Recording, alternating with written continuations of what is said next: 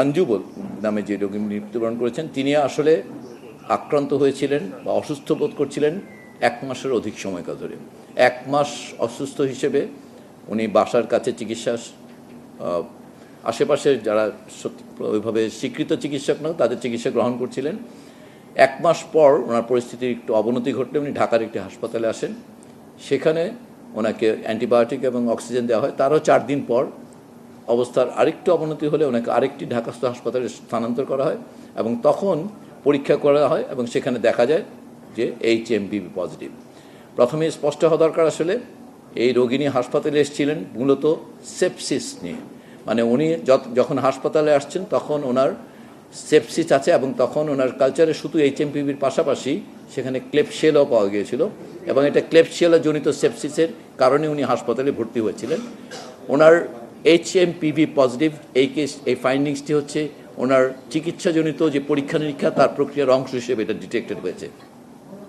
এখন পর্যন্ত বিজ্ঞানে যেটুকু বলা হচ্ছে সব জায়গায় সেটা হচ্ছে HMPVর কারণে মৃত্যু হওয়ার ঘটনাটি বিরল, কিন্তু HMPV আক্রান্ত ব্যক্তি যদি অন্যান্য রোগে আক্রান্ত থাকেন, ইমিউনো কম্প্রোমাইজ থাকেন, ওই সকল মানুষের ক্ষেত্রে বা অল্প বয়সী অনেক বেশি বয়সী তাদের ক্ষেত্রে এই রোগী নিয়ে আসলে উনি ওবেস ছিলেন, ওনার থাইরয়েড ডিসফাংশন ছিল এবং উনি আসলে ক্লেবশিয়েলা দিয়ে সেপসিস ডেভেলপ করার পরে সেপসিসের কারণে মাল্টি অর্গান ফেলিয়ার হয়ে মৃত্যুবরণ করেছেন। এই সেপসিস বা এই মাল্টি অর্গান ফেলিয়ারের কেসগুলো যখন নাকি ভেন্টিলেট করা হয় সাধারণভাবে এদের আউটকাম পৃথিবীর উন্নত দেশগুলোতেও কিন্তু যথেষ্ট খারাপ হয়। অতএব এই মৃত্যুটিতে মূলত ক্লেবশিয়েলাজনিত সেপসিস এবং সেই কারণে নিউমোনিয়া এবং মাল্টি অর্গান ফেলিয়ার এই মৃত্যুর কারণ হচ্ছে এগুলো। কিন্তু রোগিনী অবশ্যই দুর্ভাগ্যজনকভাবে তিনি HMPV আক্রান্তও ছিলেন, যেটি একটি সার্কুলেটিং ভাইরাস।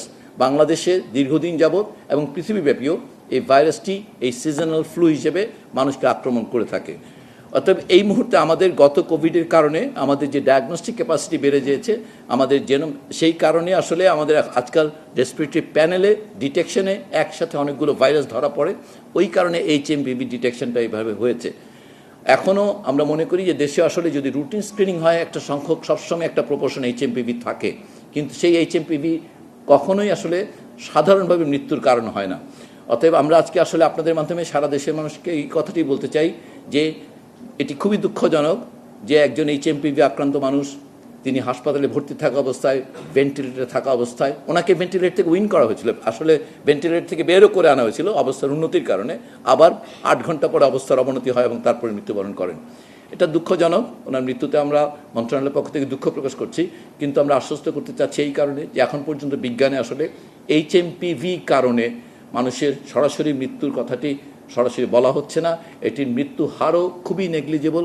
কোথাও কোথাও এটাকে 1000-এ একজন বলা হয় বটে, কিন্তু এটা সুস্থ মানুষের ক্ষেত্রে তাও না।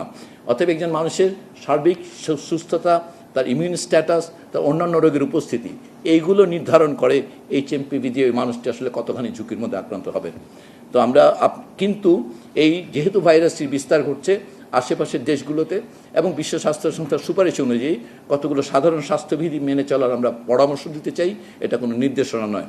আসলে খুবই ভালো হয় যদি এই সময়কালে যখন কেউ অসুস্থ থাকবেন তিনি যদি জনসমক্ষে বেশি জনগণের মানুষের মধ্যে না আসেন, সাধারণ মানুষও যখন নাকি অনেক মানুষের মধ্যে যাবেন তখন যদি উনি মাস্ক পরেন তাহলে, এবং যখন অসুস্থ বোধ করবেন উনি যেন ঘরে থাকেন।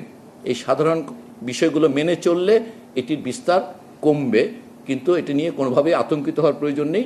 এবং আমরা আমাদের মন্ত্রণালয়ের পক্ষ থেকে এই সাধারণ স্বাস্থ্যবিধি, এগুলো আসলে অন্যান্য দেশে রেসপিরেটরি এটিকেট বলে, এটা সাধারণভাবে মানারই কথা। আমরা সেটুকু যা স্মরণ করে দিতে চাই যে মানুষজনকে যে আতঙ্কিত না হয়ে আপনারা শুধুমাত্র অনেক মানুষের মধ্যে গেলে একটু মাস্ক পরবেন, অসুস্থ বোধ করলে ঘরে থাকবেন।